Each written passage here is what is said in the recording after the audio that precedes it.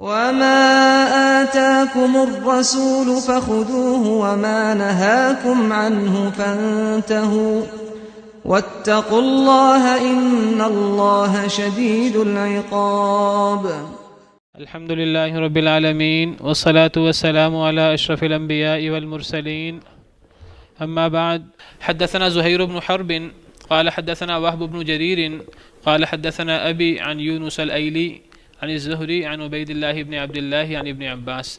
حضرت ابن عباس رضی اللہ عنہ سے مروی ہے ان اسامہ بن زید، اسامہ بن زید کان ردف النبی صلی اللہ علیہ وسلم من عرفۃ الی المزدلفۃ، کہ حضرت اسامہ بن زید نبی کریم صلی اللہ علیہ وسلم کے ردیف تھے عرفہ سے مزدلفہ تک.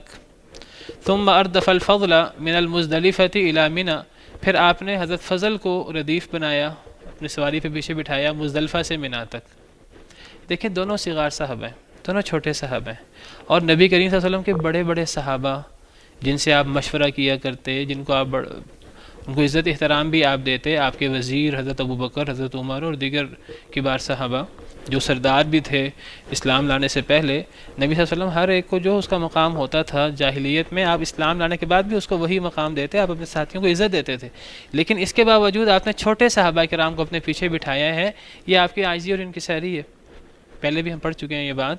تو آپ نے حضرت اسامہ بن زید کو، جو حضرت زید جو آپ صلی اللہ علیہ وسلم کے ذات کردہ غلام تھے، تو آپ نے ان کے بیٹے کو عزت دیتے ہوئے اپنے پیچھے بٹھایا. یہ آپ کی عاجزی انکساری پر دلالت کرتا ہے. اور حضرت فضل بن عباس کو جو چھوٹے صاحب بھی، حضرت عبداللہ بن عباس بھی چھوٹے تھے، حضرت فضل بن عباس بھی چھوٹے تھے، تو حضرت فضل بن عباس کو آپ نے باقی سب کو چھوڑ کر چھوٹے صحابی کو بٹھایا. عاجزی اور انکساری ہے نبی صلی اللہ علیہ وسلم کی.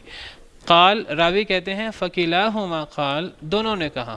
کن دونوں نے؟ حضرت اسامہ بن زید نے بھی اور فضل بن عباس نے بھی. گویا کہ عرفات سے مزدلفہ آتے ہوئے بھی اور مزدلفہ سے منی جاتے ہوئے، جمرہ عقبہ تک جاتے ہوئے، دونوں نے کہا لم یزل النبی صلی اللہ علیہ وسلم یلبی، نبی صلی اللہ علیہ وسلم مستقل تلبیہ کہتے رہے، حتی رما جمرۃ العقبۃ، حتیٰ کہ آپ نے جمرہ عقبہ کی رمی کر لی، حتیٰ کہ آپ نے اس کو کنکریاں مار لیں. تو اس سے پتہ لگتا ہے کہ جمرہ عقبہ تک دوران سفر تلبیہ تکبیر وغیرہ کہی جائے گی.